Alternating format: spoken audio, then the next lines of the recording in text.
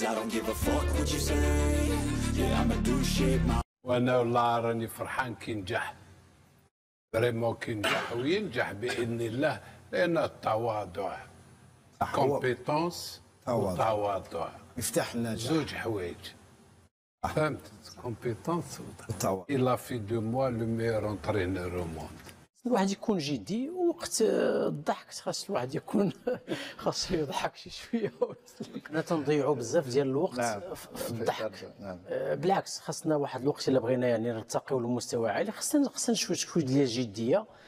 الا ما ضغطناش على نفسنا ما يمكنش يعني نرتقيو يعني المستويات اللي هي عاليه. وبالتالي انا دائما وحبيت حتى على نفسي، كنبدا من نفسي وعلى اللاعبين وعلى الفريق بما فيه المصلحه ديال المجموعه، وانا خاصنا نشتغلوا، كل واحد خاصو يبذل هذاك المجهود اللي هو مطلوب باش نرتقي فرديا وجماعيا يعني للمستوى اللي هو افضل.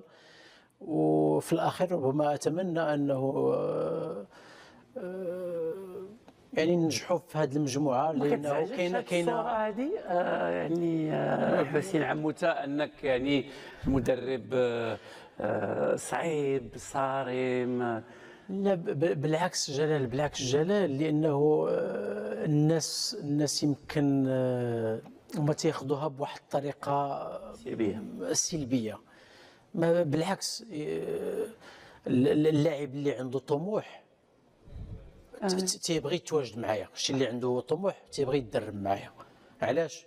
لانه جاي باغي يستافد. لانه باش كنبداو التدريب فاحنا جايين باش نتدربوا، باش نتعلموا. انا اول واحد كنتعلم، يعني حتى التواجد ديالي في كل يوم مع في التدريب انا اول واحد كنستافد يعني من التواجد ديالي مع اللاعبين. وبالتالي خاص اللاعب الا ما كنتش غادي ناثر عليه، الا ما كانش غيتستافد معايا، من الاحسن اننا نوقفوا يعني هذه العلاقه. تنظن انه دائما كنا كنخلقوا فرص جميع المباريات، كان ممكن يعني تكون الحصه ولا 8 غيني واحد النسبه او فعاليه هجوميه اللي هي عاليه جدا. مع الاسف انه اللاعب المغربي ضحك الشعب من حسين عمود. تفضل وشوف جديين معك بزاف.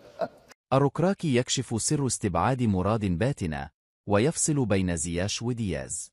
أزال وليد الركراكي مدرب المنتخب المغربي الغموض المرافق لعدم ضم النجمين مراد باتنا ونائل العيناوي للمنتخب.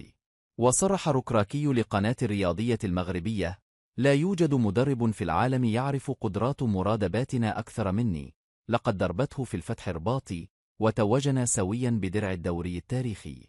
وتابع: وهو اليوم محط متابعة مني، لكنه أقل عطاء مما كان عليه الوضع قبل شهر، ومركزه يشهد تنافسا محتدما مثلما تعلمون. لو استعاد رونقه فمكانه بيننا.